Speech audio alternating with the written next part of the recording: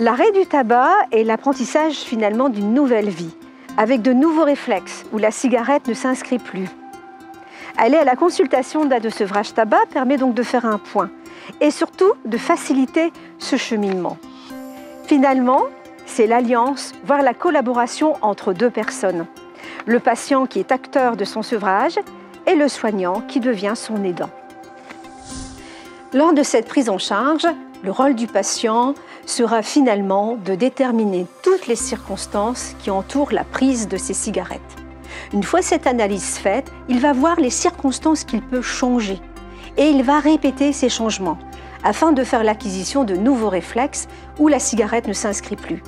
Cet apprentissage demande de la motivation de la part du patient et souvent celle-ci s'émousse. C'est le rôle donc du soignant de relancer cette motivation.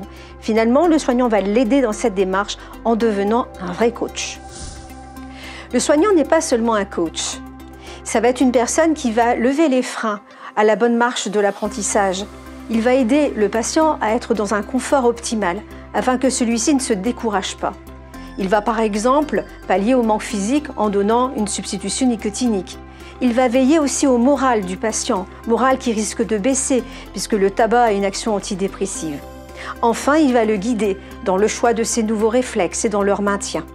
Finalement, c'est vraiment une collaboration entre les deux où le patient et le soignant se font confiance mutuellement.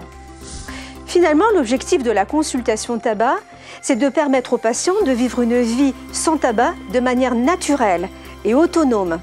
C'est aussi lui donner les compétences nécessaires pour faire face à une éventuelle rechute. Le principal, c'est qu'il se décide à venir consulter.